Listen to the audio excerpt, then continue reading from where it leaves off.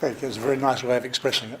And thank you very much for that a wonderful welcome to Lausanne, my first time here. And over the last few days, looking around the place to see the tranquility of the lake and the mountains behind, one could imagine Wittgenstein doing work on logic in this very tranquil and serene environment. I think he would feel very much at home. I must say I'm delighted to belong to an intercultural and interlinguistic group to do a workshop. The notion of the workshop is a very contemporary pedagogical form, one of the few that I can think of that really has been added to that long enduring stability, cultural stability of the lecture and the seminar. So we say workshop and workshopping. It's an interesting one to reflect on. I understand the work part of it, but not the shopping part of it. But let's see how we go on this. I wrote a paper specifically for this event and managed to complete it in time so that people could read it in advance. And I'd say when we're doing workshopping, part of the practice here is a whole lot of thinking that goes on in the writing of it, and then the distribution of it and the reading of it. Already, when one begins to reflect on the process of the workshop, it is a mixture of a kind of individual composition. Mostly some ideas that we might present in the form of an argument, but really only kind of a draft or set of notes, really, because you expect questioning from people who are going to help you refine those ideas in the collective process of reflexivity and so on. So when I came to think about what I might present to this audience, I wanted to focus on a little known aspect of Wittgenstein's experience as a teacher, that he did in fact spend some 6 years as a teacher and trained as a teacher in 1919 when he came back from the First World War, as everybody knows. And in fact, I'm really not going to say anything new here. I mean, I think Wittgenstein is echoing in my brain, saying you'll be talking about assembling reminders, because his biography is so well known. How can we assemble it differently to provide an argument that hasn't been made before? So I'm trying to focus on his trial. He went as a teacher. He was involved in a number of schools, mountain schools, where he taught. In the photograph that you have gracing the poster here, some 30 students at these mountain schools. He really didn't have a very successful experience, and he shifted schools several times. And what seemed to me important here was, let me say, something about a form of life of a child that involves the concept of violence and discipline and punishment, that is not really approached in terms of learning or teaching or the child's form of life. But when one thinks about it, it is very much a part of the form of the child's form of life of the child here in the West, and it's been superseded by other forms. We might say that these practices also, when we talk about a form of life, are changing. There has been some considerable change since the introduction of a legal code in the 1920s in Austria as a basis for school discipline and punishment, through the vehicle of children's rights, to recognise that that kind of violence really is counterproductive psychologically, and really has nothing to do with learning, although it has been used. We're only at a very early stage of this procedure. So I wanted to focus on Wittgenstein's trial. You know, in 1926, he abruptly resigns from his post after hitting a boy repeatedly on the head, and the boy collapses in unconsciousness, and Wittgenstein, realising what he has done, picked up the boy in his hands and goes down to the principal and leaves the boy there, and at that point leaves the profession, resigns from his post, and he's called to account. And there's a trial. He's summoned to appear before the court. And this trial goes on for some 3 months. And he is asked to account for his behaviour. But even his best biographers don't say much about this 3-month trial. And the records from the trial seem to have gone missing.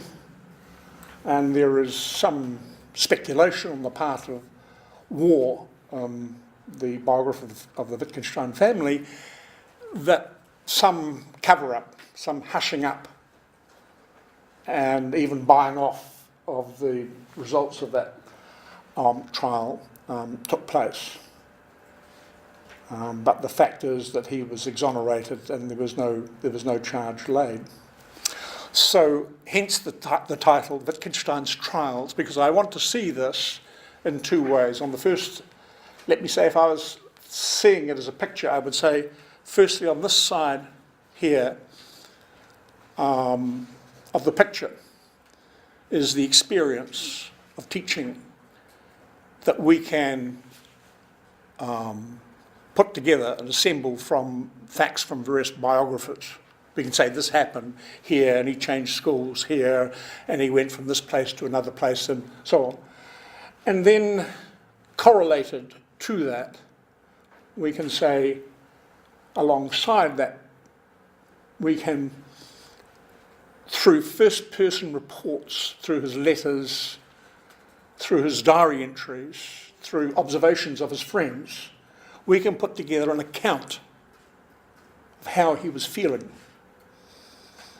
what his state of mind was. So there's 2 parts of the picture. And I must say, as a result of this trial that Wittgenstein undergoes, he is asked to undergo a psychiatric examination by the presiding judge. And for me, the paper is, it started off by being a vehicle for an imaginative reconstruction of what the psychiatric report might have said about Wittgenstein. And that seemed too difficult for me, so I climbed back from that to make I was going to dramatise it. And I still might do this, but I wanted really to peg that experience and those states of mind that he experienced to an analysis of the violence that he perpetrated on school children. And I start this paper by reviewing some work that I did on Stanley Cavell. In the first part of this paper, I revisit a paper I wrote called Deranging the Investigations. The word derange stands for a certain kind of madness. It's taken from Cavell, and really it does. Here is a question about learning about the form of life. We're talking about a movement from some chaotic madness, state of madness, into the realm of reason as something to do with the birth of philosophy and the struggle of the soul in that respect. I'm not going to spend any time on the first part of the paper because I think it's there for you to read, and I'm happy to answer questions on it, but in 45 minutes it's not possible to do justice to a paper which is 10,000 words. So what I've decided to do is to spend some time really focusing on, in the first instance, what's known as the Highbauer incident, which is the eclipsing moment when Wittgenstein abruptly leaves his teaching.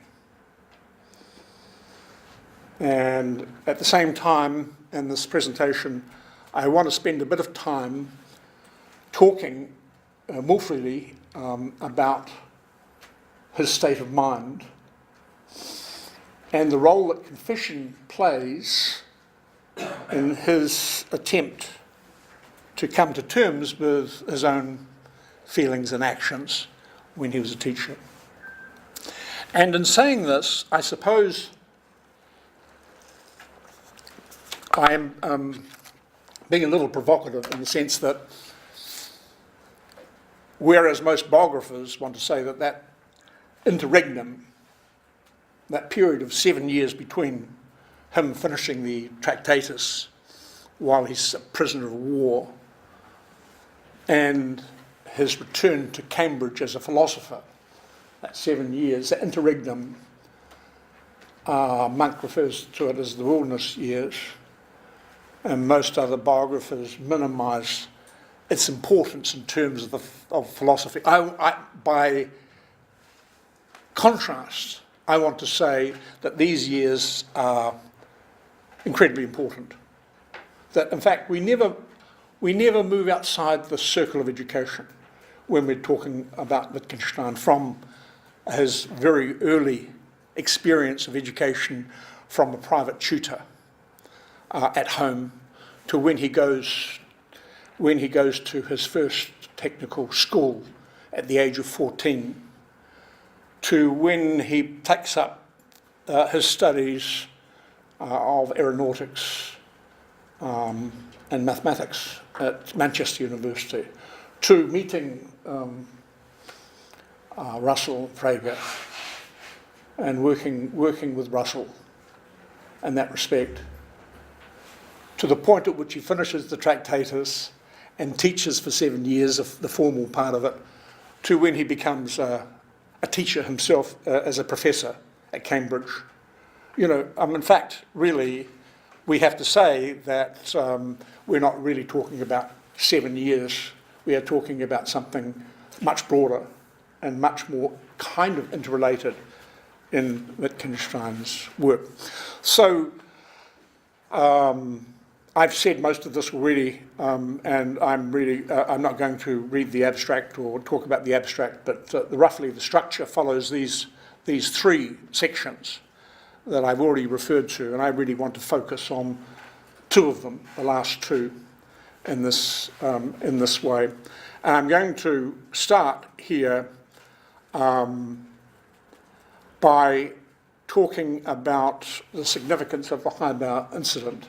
So those first slides, really, I was hoping that I could make those, share them with you. And I'm saying here, this is my starting point, that this is a kind of, the period that he spent teaching can be viewed in terms of a trope, rather than, a genuine retrospective psychiatric examination. There has to be a lot of problems with that approach. But I think that it's a useful kind of hypothesis, biographical, or let me say psychobiographical hypothesis that pictures Wittgenstein in this deeply ethical struggle of personal self-transformation, which is exemplified in his preoccupation in the Tractatus with solipsism on the one hand, and then the social being that really pictures the investigation. And I want to approach it this way because I think the historicist approach is to also relativise Wittgenstein's teaching experience of rural village children You know, to when we talk about punishment, in particular corporal punishment, that was administered by him and by many other teachers as part of the tradition of the drill school in Austria, we see that when we're talking about forms of life, the question of punishment has changed. Those cultural practices to do with children have changed to some extent, although the extent to which they have changed is still debatable. You know, let me say, in the United States, I think in 1976 there were 27 states that had banished corporal punishment, but many states in the South have not abolished corporal punishment. And in the Western world there is this very gradual movement to the abolition of corporal punishment and discipline. But it's a very messy process, and it's taken a very, very long time. So from the 1920s, when the first legal code was introduced under the Glöckel reforms in Austria, we are still in a process of this development of children's rights and the abolition of what is now seen as a form of child abuse by those people who carry the mantle of children's rights. And particularly when we talk about, let me say, as I do in the first part of the paper, the figure of the black child in the United States, right? We see the extent to which corporal punishment still exists in disproportionate manner for black children in the South of the US. And black teachers themselves make some very interesting historical remarks about that process. So I think one of the interesting things to me is how he decides on the vocation of becoming an elementary school teacher.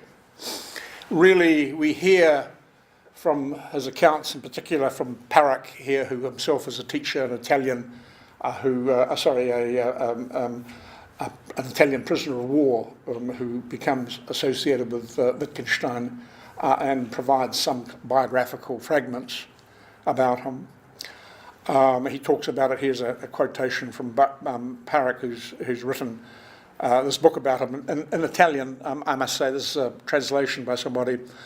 He says, "I was already a school teacher, and he confided in me that he also wanted to become a teacher."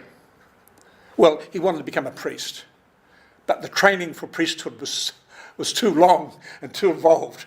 So he chose that of being a teacher because he could train very quickly to do this, and he didn't have to go through this novitiate stage and so on. He said, obviously, he believed that with his Tractatus, he had brought the philosophical task to an end, and now he should think more about looking for a profession that suited him intellectually and morally. In reality, he told me, I should have preferred to become a priest, but also as a teacher, I shall read the gospel together with the children. So you have this deeply held set of spiritual beliefs in his need to impart some purity, spiritual purity to others. And of course, he's extremely. He's been carrying around Tolstoy's the Gospels in brief during the war years, claiming that it kept him virtually alive. And he has this very kind of romantic view of what it would be like to be a teacher in this way. I think I've made this point here that we're not just talking, when we talk about him as a pedagogical philosopher, we're talking about not just these 6 years that he spent as a teacher of rural children in Austria and the mountain areas. It's much broader than this, and I think one can see this in his thinking. So let's get the facts together very quickly. I probably need, Pierre, some count on how I'm doing for time at some point. So just to let me know where I am on this. But he takes up his position in 1920, his first position in a village of a few hundred people. A month later, he takes up and then he goes to another one, a secondary school in Husbach, a village nearby, and a month later he takes up another position. He's quite unsettled. He's living as an ascetic, a priest, a monk. He speaks in this high German aristocratic accent that the children make fun of. It's not a one-way kind of process here. We would say, when you read accounts here, you see the children are working together, and he is being teased about the way he speaks. And he has a lot of problems with language himself. We'll come to that in a little while. He, as a consequence, becomes this object of mistrust and considerable gossip in the village, and he regards his students with contempt, often, which is not unusual in his attitude to most people, one would say. He's still miserable and suffering from his experience of war. So this unhappy consciousness as a school teacher, he reports to Russell in a number of letters. At the early stages, he's hopeful, he's happy at work, and he says, I need it badly, or else the devils in hell break loose inside me. So, one has to understand the kind of frame of mind that he is in at this point in his life. And as we'll see later on, the concept of suicide is absolutely central to him. He says to Russell, I'm still at Zuckerberg, surrounded as ever by odiousness and baseness. I know that human beings on the average are not worth much anywhere, but here they are much more good for nothing and irresponsible than elsewhere. This quote here, which I think is quite interesting because it reflects on a word that he uses in the investigations about training, the word training. Living with human beings, he says, is hard, only they're not really human, but rather quarter animal and three-quarters human. The Tolstoyan romance of education is wearing quite thin at this point, and you can see that it's stretched his psychology quite considerably. So there are a string of minor incidents through here where Wittgenstein is reported to parents and to the school for his hair pulling and boxing their ears. And things come to a head in 1926. An incident involving Joseph Haibau, described in those times as a slow learner.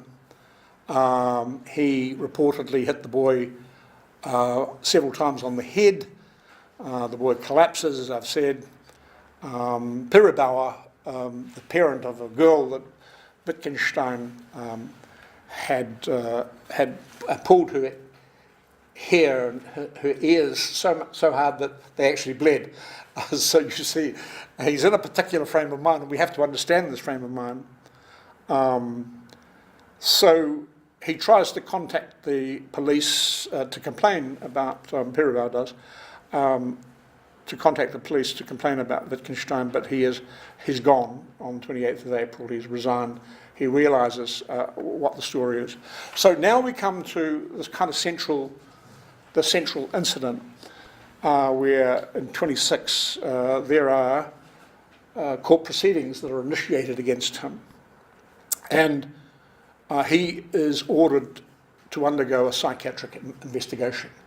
And of course, this is quite strange for Wittgenstein, somebody who has spent so much time talking about psychological concepts, thinking about psychological concepts, thinking about psychoanalysis and so on. And he says to Rudolf Koder at one point, I'm curious to know what the psychiatrist will say to me, but I find the whole idea of the examination nauseating, and I'm heartily sick of the whole filthy business. So, he's summoned in May 26. In August, proceedings are continuing. And the result is that Wittgenstein goes free, but there are no records. Some biographers make something about this lack of records. They make some speculation about what's happened.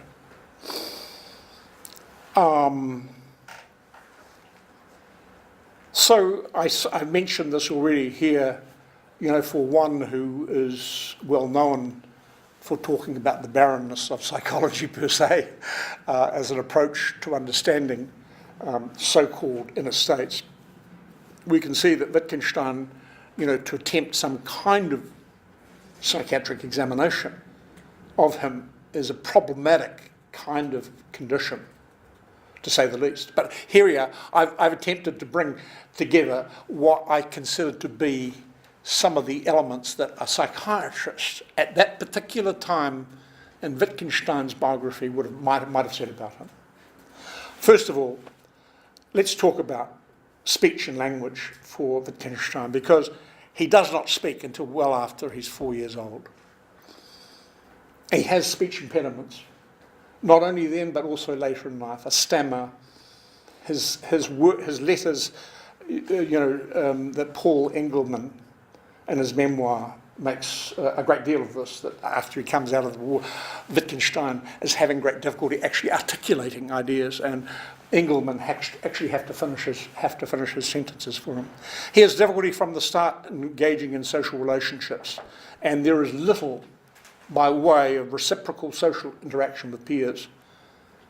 Immediately, people have made some question about child autism here.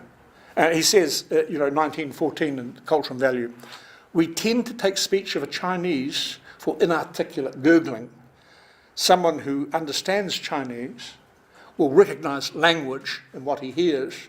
Similarly, I cannot discern the humanity in a man. And I think the interesting thing here is how some very deep questions of philosophy, often logic, are at the same time juxtaposed to questions about sin and about his own personal biography. It's a curious thing that many people have, the book by Philip Shields called Logic and Sin is a great book, I think. The second feature here, dysfunctional family, what might be called dysfunctional family here. Dysfunctional family, domineering, cold, distant, unforgiving, demanding father, an anxious, insecure mother, a large family, 9 children, 4 girls, 5 boys. Three of his brothers commit suicide. Ludwig and Paul often talk about suicide, and there is some evidence here. People have made the claim of autism and Asperger's in the family per se. Education at home until 14 with a very unsympathetic nurse tutor. A experience of social isolation, loneliness, school failure. He's bullied at school from the very beginning, treated as a social and class misfit. So here's what I call the double identity crisis for Wittgenstein at this point. The first is, I've called it Jewish self-denial. We might say Jewish self-hatred. The literature now is voluminous. There's a huge amount of literature on this point. But growing up with a double identity crisis on Jewish and sexual identity, baptised and brought up as a Catholic, aware of his own family origins, but forced to lie about them on occasion, he describes himself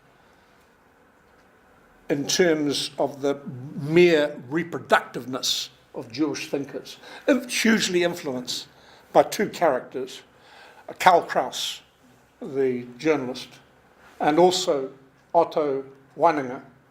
And I want to talk about Otto Weininger later on, but these 2 are both Jews, are both known in the literature for their own Jewish self-loathing. And Wittgenstein is very much influenced by these two characters. He says, I don't believe I've ever invented a line of thinking, feelings of Jewish self-hatred. So, I think that there is something here. Now, the sexual identity is the other part of this double crisis of identity. As homosexual is very difficult in Vienna at this time, especially given its social perception and its criminalisation. It's seen as both a crime and a sin. And it is punishable, imprisonable. It's an imprisonable offence at that point. We say something more about that. I think that this is double identity crisis. And remember, these are notes that imaginary that a psychiatrist would make. It's a trope. It's a hypothesis. The suicide ideation then. 3 brothers commit suicide, as do Weininger and Boltzmann. When he gives the list of 10 people who are most important to him, Boltzmann and Weininger both figure on that list. He reads Schopenhauer, Nietzsche and Weininger while he's still at school, and which may have contributed to his loss of religious faith at this point. But interestingly, he still retains a thought, a belief in the therapeutic nature of confession for starting a new life and for a kind of recognised spirituality. Well, in part of this psychiatric examination, the psychiatrist, imaginary psychiatrist, also would have to take account of the trauma of war, of fighting and serving in the front line. He saw active duty there. And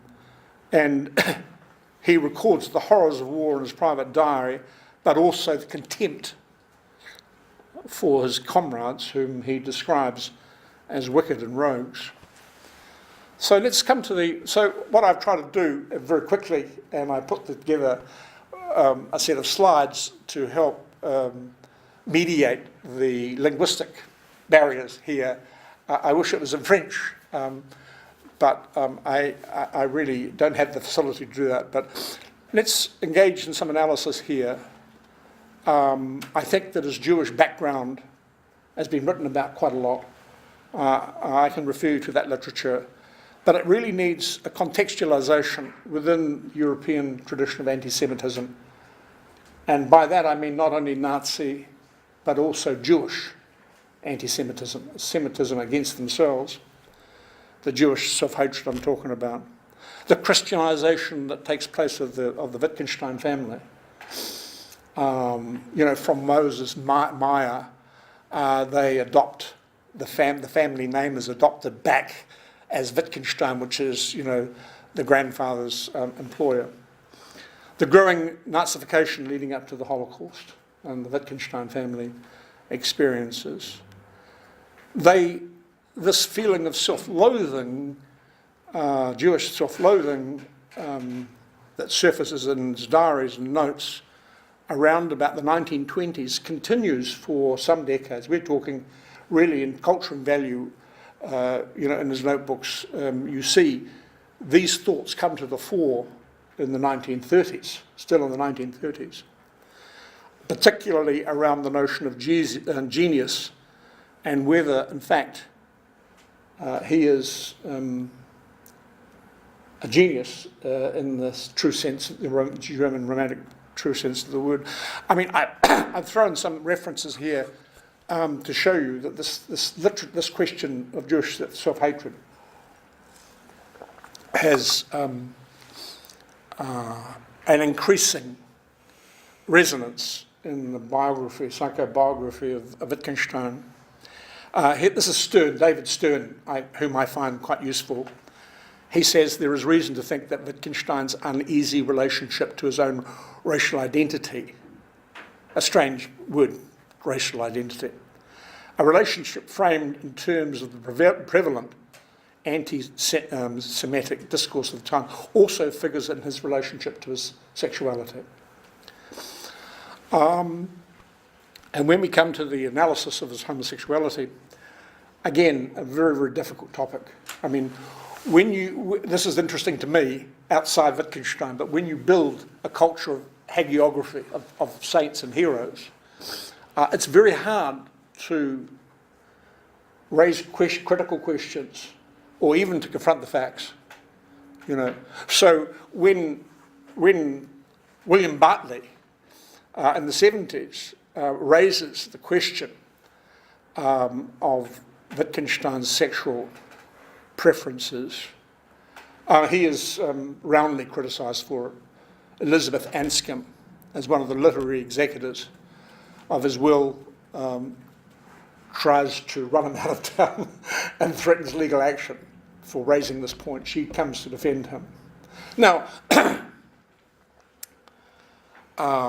and Bartley himself, when he only writes, I think, 3 pages in this book on Wittgenstein, mentioning his sexual identity, he talks about how he is still pursued by a certain kind of nastiness 10 years later. So the circle, certainly a particular circle, closes in on him. And I think when we begin to contextualise this again in 1920s Vienna, gay male culture, which began to flourish in the late 19th century, it was still seen as a perversion. And not really until after the 1970s that the gay Holocaust, the gay and lesbian criticism really began to see a resurgence. But we might say probably the most, I think, sympathetic, interesting portrayal of Wittgenstein as a gay man is Derek Yarman's witty depiction of him in the film Wittgenstein. So all of these points require much more substantiation and discussion. I'm making a series of quick points here, and I'm hoping we will pick them up in discussion. But the issue of suicide now, which is strongly related to this double identity crisis I hope that I'm sketching for you, has a very central place in Wittgenstein's life. And we might say that the problems of philosophy and the meaning of life for Wittgenstein are inextricably bound together.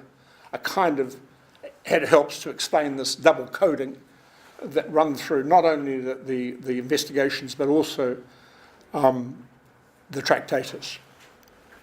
This is what he says in 1917 on the issue of suicide. He says, if suicide is allowed, then everything is allowed. If everything is not allowed, then suicide is not allowed. This throws a light on the nature of ethics. For suicide is, so to speak, the elementary sin. The elementary sin. Now, we see this huge cultural force, the cult of Jewish suicide that took place in Vienna at the turn of the century. Boltzmann, Meininger, his 3 brothers. The question is, why does Wittgenstein, under these circumstances, not take his own life? This is a very interesting question. He says again, this is the suicidal ideation, I feel like completely emptying myself again. I have a most miserable time lately. Of course, only as a result of my own baseness and rottenness. I have continually thought of taking my own life, and the idea still haunts me. And he says, I have sunk to my lowest point. That's in May 1920. And here's another quote, I'm not going to read this one, but it's just a similar again, 1920, about the concept of suicide. And yet, he sees this as suicide as an offence against God. He holds on to this concept. And that he must, for want of becoming a better person, be able to work through these issues. I think the most telling aspect of any psychiatric report is that to do with his putative child autism. Cavell calls psychoanalysis philosophy's other and is prepared to countenance its use of individual case studies against the generality of philosophy. But what does this imply for psychiatry? Well, we know Wittgenstein's views on psychoanalysis, on psychiatry and the scientific basis. We know that he would want to question the foundations of that discipline. I think there is also here, in regard to the autism hypothesis, a large literature. Whether true or not, it provides a useful discourse about the autistic child as precisely that child that does not learn language easily. Perhaps the child who doubts too much to learn in uncertainty, or who goes against the rule in the philosophical investigations. He's not properly socialised, reluctant to speak, withdrawn, distant, unable to engage in reciprocal social interaction or imaginative play with others. The concept of play here is something I want to return to, because Sprachenspiel in German could mean language game, equally it could mean language play. And it seems to me the notion of play here is quite a useful way of looking at it. If we accept Wittgenstein's alleged childhood autism as a hypothesis, it goes some way to explaining his behaviour, his antisocial behaviour, his lack of empathy for others. It takes a lot to knock a kid out, I mentioned. His social awkwardness, his inability to return love and affection, and his famous inability to make small talk. So Wittgenstein's own child biography and his experience as a child putatively suffering autism provides the best philosophical antidote, in my view, to the romanticism that accompanies the philosophical figure of the child. And his own social isolation, as Kennedy says, is solipsism, may also explain why he became such interested in such philosophical topics in the child learning his language, his own language. And his experience as a child who suffers autism is ironically the very case that provides the counterfactual, the counter-argument in cases of language learning. Even although Wittgenstein does not use child autism as a limit case in language learning, it's not surprising, the term wasn't coined until 1943, right? And Buehler discovered the syndrome in about 1911. So we have these standard works, Christopher Gilberg in particular. I'm not going to talk about this aspect, but I can come back to it later. All this, because how are we doing for time, Pierre? I mean, I really want... 5 minutes. 5 minutes, okay, that's great. That'd be perfect for me. It's helpful, I think, this diagnosis and this imaginary, the contents of an imaginary psychiatric examination of Wittgenstein during this period of 7 years, to explaining Wittgenstein's difficulties with social relationships, his contempt for others, his loneliness, his need for long periods of social isolation, and perhaps even his philosophical interest in solipsism, his solipsistic phase, and solipsism as a kind of philosophical disease that he talks about. It provides, I think, a counter to the figure of the child and a failed case of a child who does not learn language and is not well integrated into the community, into the form of life, or into the language game. The autistic child then becomes the limit case and the exception that de-romanticizes the figure of the child by focusing on when things go wrong and the disastrous psychological consequences when things go wrong with socialization, growing up and learning a language. So let's reflect on this. It's quite a lot to present in one session. in a series of slides. But, Wittgenstein went to trial in 1926. Some say he lied to the principal about the school and the court about the severity of the punishments he administered to those village children as care. And during this period he suffered suicide ideation, endless torments about himself and his character. And he engaged in considerable violence against children, in some instances treating and training them like animals in order for them to learn and become better people, which is also the project of character, and the ethical self-transformation that he was going through himself. Irrespective of his motivations, I say it's very unlikely anyone in such a state of mind would be knowingly put in charge of children today. And I make that comment, but somewhat flippantly, because I trained as a teacher myself and I taught for seven years, and it wasn't too long ago. But I do remember occasions when I saw one dreadful occasion where I had to stop a principal from thrashing this kid, with a cane. And I had, as a young teacher, trainee teacher, I had to go up and say to him, stop. I had to stop this man because he was out of control, out of control. It still happens. It happens in the South. It happens in the Western world. It happens a great deal. So the cultural relativity of school discipline and punishment tends to undermine the figurality, this generality, I think. Once kids at school were beaten if they didn't learn, today increasingly corporal punishment in our form of life is forbidden on the understanding that physical violence towards children is inexcusable and tends to interfere with their learning. And under the new democratic social reforms introduced when Wittgenstein was a teacher in Austrian schools, they were in a state of transition from the old disciplinary ideology to legal-based forms of punishment and discipline. I think this change of code had a huge effect. So 10 years after the High Bar incident and the court trial, Wittgenstein returns to Atterthal to personally apologise to the children that he had physically hurt. This is 10 years later, 1936, right? It's been smouldering in his psychological makeup. He's been thinking about it all this time.